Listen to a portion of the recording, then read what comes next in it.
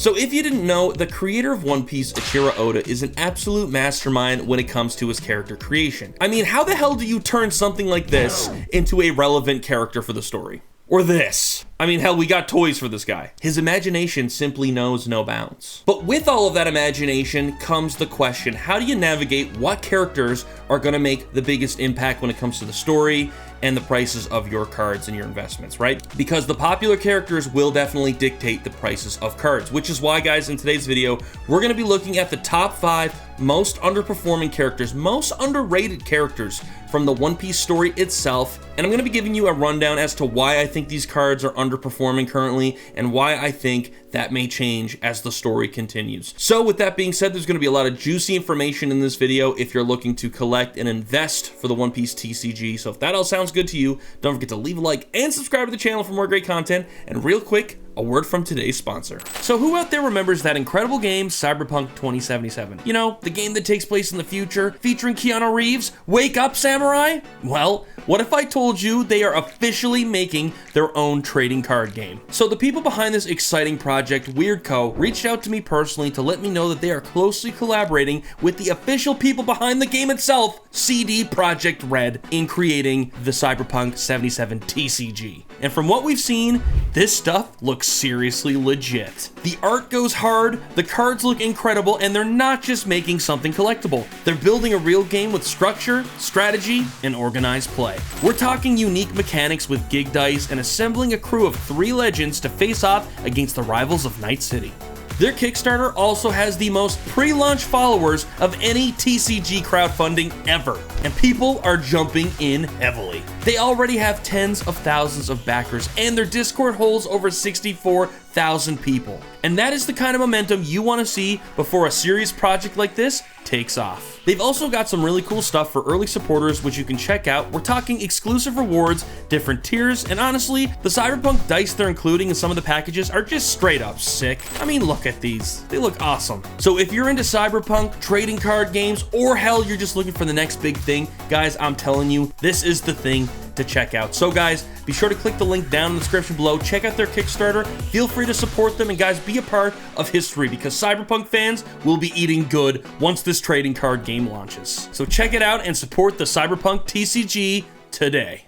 Alright guys, so before we get into the top 5 characters, I'm going to give you a couple of disclaimers, okay? First disclaimer is there will be very slight spoilers. I mean, listen, if you're getting into the One Piece TCG and you're not really caught up or you're not really close to catching up, it's really hard not to spoil certain things, but I'm going to keep it at a minimum, okay? I'm going to do my best, but you're going to have to trust that I'm not going to ruin something for you. So if that's going to cause issues, I totally understand if you don't want to continue watching any further. However, the insight that I may give some of you could in fact help you navigating moving forward while you still try to catch up. So it might be worth watching while we continue, but I just wanted to give you that heads up because I may say a couple of things that might, you know, spoil something. The second disclaimer is that just because I own these cards does not mean I'm pumping them. I'm just going to show a couple of cards just to kind of highlight them. I am not specifically pumping these specific cards. So please keep that in mind. Okay, enough talking. Let's get into it. So guys,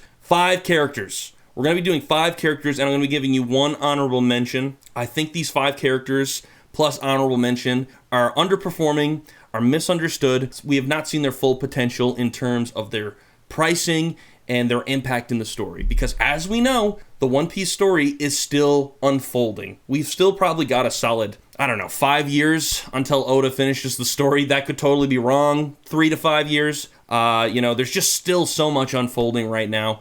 But, you know, with that being said, let's jump in to number 5. At number 5, we are talking about Sabo. That is right, Luffy's brother. Okay, so if that was a spoiler for you, this is your sign to not watch this video. So guys, okay, Sabo, super underperforming character in the One Piece TCG. I can't tell you how many times I've come across his cards to see that he's always in 3rd place, which is fair because you got Luffy, you got Ace, then you got Sabo. It makes sense. And as we can see from, say, the red mangas that came from OP13, this was the case as well. If you wanted to get any red manga cards, Sabo would be your cheapest option. Between $3,000 to $5,000, I mean, the prices are all over the place, but you get my drift. Sabo is just an incredibly underrated character. He's Luffy's brother. He is second in command when it comes to the Revolutionary Army, okay, which is super critical and important for the story, which is still a mystery, by the way. We don't know a whole lot about it. And also, he himself faced the final villain, okay? And I'm going to try and I'm going to bite my tongue on that one. I'm going to save that. But if you know, you know, okay? I think Sabo is an incredibly cool character. We have not seen his full potential. The first time we really saw him was in Dressrosa.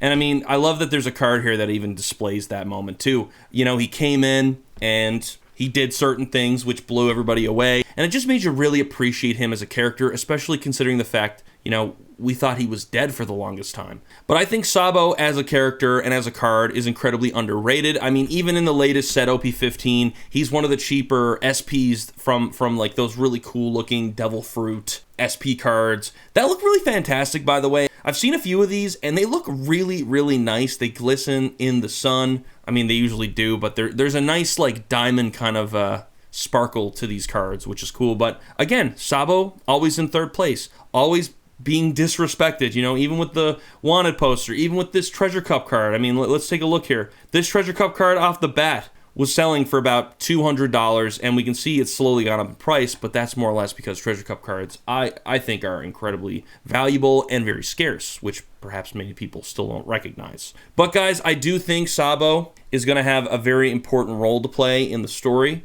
We're still waiting to see what he's going to do, which I think will happen very soon, especially if you're caught up to the manga, because we are now starting to really see things taking place. I mean, we're talking about the Revolutionary Army finally coming in, finally messing stuff up, possibly Marie-Joie. You know, there's a lot of very interesting things to consider here. But guys, I'm just going to leave it there. I think Sabo, he is number 5 here. He is just such a great character, and we have yet to see what's going to happen with him in the story, which I think will ultimately impact the price of this card as well. So that is something to consider. So let's move on to number 4. So speaking of the Revolutionary Army, we have Dragon. So the fun thing about Dragon is that not only is he a mystery, right, for the story, if you didn't know, he's Luffy's dad. There's not that many cards of Dragon in all of the One Piece TCG. I mean, when you take a look at these cards here, we've got a gold leader card, which in my previous video we touched on, a very, very awesome card to have. In fact, this is probably the only real grail of Dragon right now, because again, EBO2 gold leader cards, incredibly low print,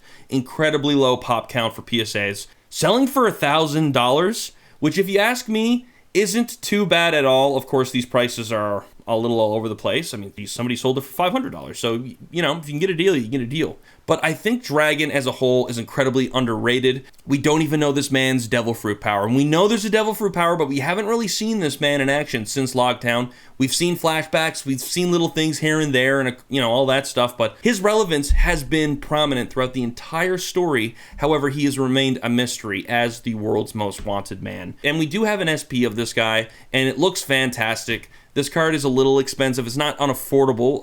You know, usually selling for $200-$300 Canadian, $400. Yeah, it's about 200 USD, which again, not too bad of a price. Now, of course, it's an SP, right? So I'm not going to tell you to buy an SP and it's going to go to like $2,000 or anything like that. But I just think overall, Dragon is just a character you should be keeping your eye on. Again, as the story progresses, we are going to learn more and more about this man. See, there's certain things I can't talk about because I don't want to spoil it for anybody.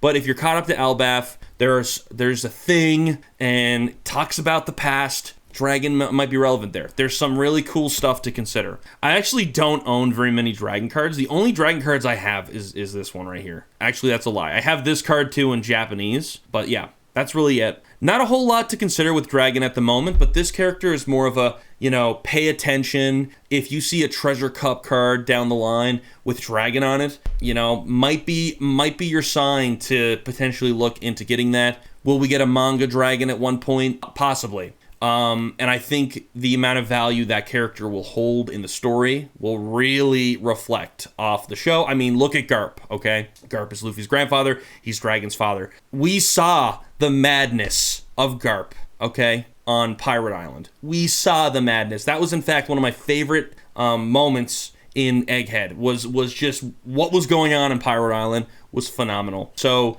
Dragon, number 4, keep your eye on him. And, you know, again, the gold leader card, this could be a very relevant chase right now, okay? But let's move on to number 3. All right, so next up, guys, we have got Koby, okay? Koby is an incredibly underappreciated character in the story, in the show, and in the card game. We have seen him grow up and glow up, okay, in the story, in the manga, and all that sort of stuff. However, I guess a lot of people just haven't had enough, they haven't seen enough of Koby to really, make up their minds on how they feel about them.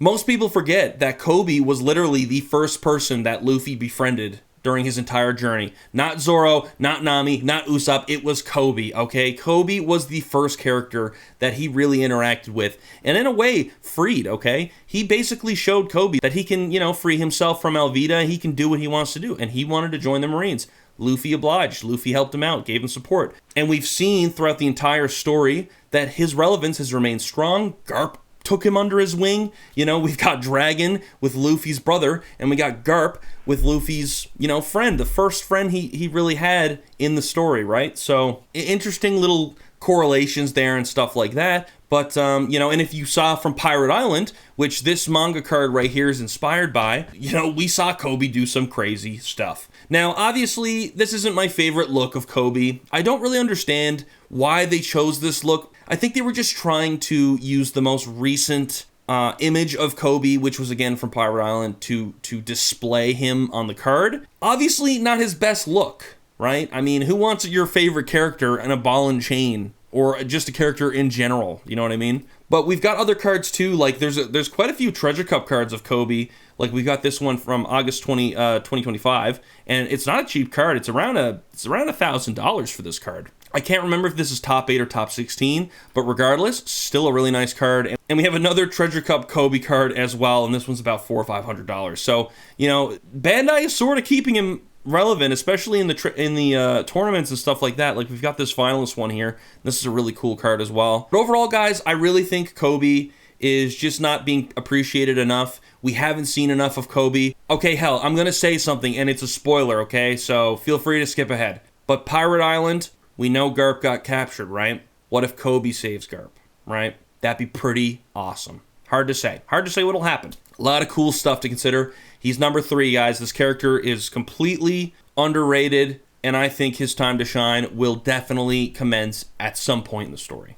Moving on to number 2, guys. This one's a little more obvious. Shanks. Shanks is a beloved character. He is also one of the first characters that Luffy really gets introduced and befriends in the entire story. And the thing with Shanks is that he's already a popular character, right? I wouldn't necessarily say he's underrated, except for the fact that, I think a lot of people just love Shanks because of his mystery, and we sort of have an idea of his power scaling, right? We know now from the more recent chapters like Elbaf and stuff, we know more about his backstory. We really know where he comes from.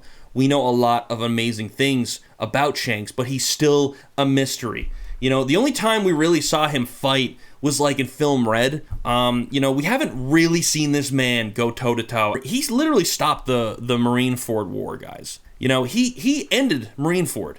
He literally came into Marineford and basically just said, fuck off. And everyone listened. Like, this man's aura is insane. But the reason why I wanted to put Shanks in here as number 2 is because we still don't know the true potential of Shanks, okay? We have yet to see where this is truly going to go. And again, not going to spoil too much, but we know his backstory. We know his family now. If you know, you know, but Oda seems like he's trying to build this really incredible, this clash of royalty and pirates and all this sort of stuff. And, Shanks is kind of been known as like the child of destiny in the story. And not to mention, guys, some of his cards are just absolutely peak. If you didn't know, I've been collecting the silver SPs here. Absolute beauty of a card. Still don't got the Luffy one, which is, that's going to cost an arm and a leg. However, overall, guys, I think Shanks as a character is definitely a character worth doubling down on. We have serialized cards of him, okay? Which is fantastic. And this card's already ridiculously priced, right? Like serialized cards now are like 10 grand. We've even got a Treasure Cup card. I'm personally after this card. Looks fantastic. But yeah, guys, overall, Shanks, great character. I do think he's still undervalued in some ways. And I think as the story progresses and we see his badassery, okay, we're truly going to see what the market is going to think of Shanks. So, all right, let's get to the honorable mention before we talk about number one, guys. So, guys, hear me out. Chiffon, okay? Okay, I'm kidding. Can you imagine if I was honest with that? Although these Chiffon finalist cards have caught my eye recently, I kind of like the finalist cards. I'm just that guy. All right, honorable mentions, Buggy, okay? Absolutely love Buggy. One of my favorite characters from One Piece. He's also early on in the show. He was on the same crew as Shanks. And if you ask me, I think Oda is building up the story so that Buggy becomes the king of the pirates. As we know, Buggy wants that, right? And so does Luffy. But as we know, Luffy's kind of become this whole other thing now. You know, he's a god and all that stuff. And, you know, Buggy is still Buggy, right? And it's just funny, too, with Cross Guild and how he seems to be, like, in like, it's like Destiny is making him famous, right? Because, you know, the thing about Cross Guild is we've got wealth, fame, power, right? Wealth, which is Crocodile, fame, which is Buggy, power, which is Mihawk. So it's just interesting because Oda is known to do this sort of stuff. I actually have two Buggy Grails here. We've got the manga Buggy itself, which is a super fantastic card from OP09. You know, OP09, as you know, is one of the top sets to hold. And we've also got the Silver SP from OP14. And it's just such a great card, man. I mean, look at the texturing and stuff. I apologize for the glare there. I personally think the SPs look way better than the manga cards. But yeah, guys, the thing with Buggy, right? His relevance in the story is powerful. You know, in the very beginning, he was one of the first villains that Luffy faced off. He's kind of joked his way through the story. We saw him in Impel Down, and we loved him in Impel Down. You know, him and Luffy gearing up and working together was fantastic. Such a good, like Impel Down is so memorable because of Buggy. And, you know, he has just continued to progress in the show as a warlord. He's just worked his way up to an emperor. You know, it's just hilarious. Like this, like Oda just keeps making him the butt of the joke almost, because like he just keeps growing into the story, and we don't really know why. Because he's kind of a bitch, you know what I mean? He's kind of like crying and a fraud, and you know, even Marineford, you know, like he was the camera was on. He's like, oh yes, you know, I'm badass, and he was freaking out all the time. I mean, he freaks out all the time around Mihawk, who he literally is like, who can't do a thing to Buggy, technically, right? Because it's the chop. Anyways, won't get into logistics, but the point I'm trying to make, guys, is I think that if Oda were to hypothetically pull that joke off where Buggy became king of the pirates, can you imagine the price hike of Buggy cards? Can you imagine how expensive these cards will go? Because it would just be incredible, right? It would just be hilarious. And Buggy was also on Roger's crew. I mean, there's just so many interesting things. He was on the King of the Pirates crew. So I don't know where the story's going for Buggy, but time will tell. His cards could absolutely spike in price as we see the story unfold. Okay, guys. Now, for number one, and I have been consistent with this since I've made this channel, okay? The number one most underappreciated character in all of the One Piece TCG, I think, is frickin' Blackbeard, okay? Blackbeard does not get the appreciation he deserves. A lot of people think he's a bum. A lot of people just think, you know, because he's got his gut out and he's all about his Z-ha-has and stuff, and he's kind of a bitch when he fights, that he's just, you know, he's just a fraud. He's not worth the chase. I can't tell you how wrong I think you guys are. As you know, we sort of know who the end villain is, right? Emu, right? I'm just going to say it off the bat. But Blackbeard's like hidden in the shadows, guys. I mean, literally, that's his fruit. And I mean, like, what he did on Marineford, I'm sorry, this is spoilers. Marineford, he stole Whitebeard's fruit. How did he do that? We know in the story that anyone who eats with a devil fruit, who eats another devil fruit, will die because the devils within them will fight and basically kill the host. That's how the story goes. But like Blackbeard, man, is just such an incredibly underappreciated character, and I really, really think as the story progresses, he will truly shine, right? Whether he becomes the final villain or perhaps helps Luffy in the end, we don't know. We saw from God Valley. We know Blackbeard's backstory now, which is even more insane than anything. And I'm gonna try and just bite my tongue on that because again, I'm not trying to spoil anything for you guys.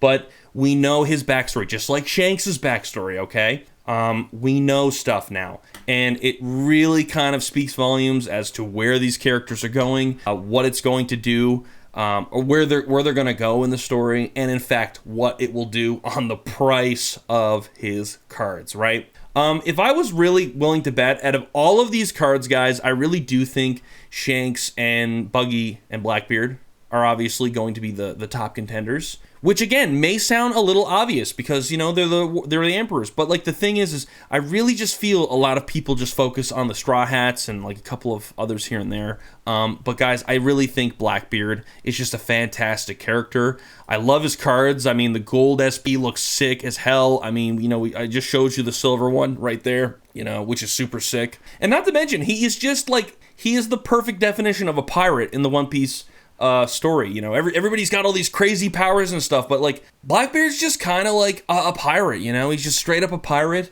You know, one of my favorite scenes is when Q's-on, like they come across Q's-on when he leaves the Marines, and then they're like at a bar like partying after they almost kill each other. You know, like such a great scene.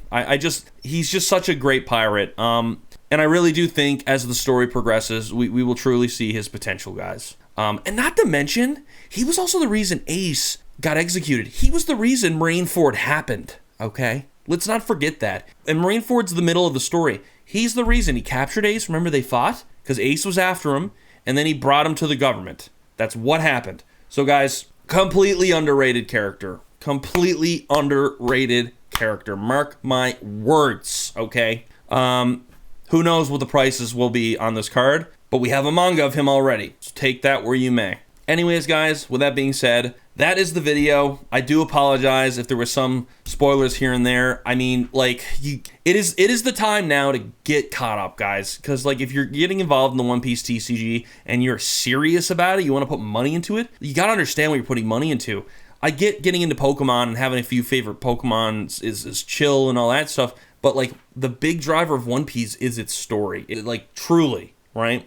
And if you don't know the story, you don't understand the characters. So, guys, and by the way, I have barely scratched the surface. So if you think I've just ruined the show for you now, you're dead wrong. But anyways, I hope you did enjoy this video. I hope this did provide some insight for you out there. If you did enjoy the video, don't forget to leave a like and subscribe. Be sure to, like and comment. A video should pop on the screen. Be sure to click it, and I will see you over there.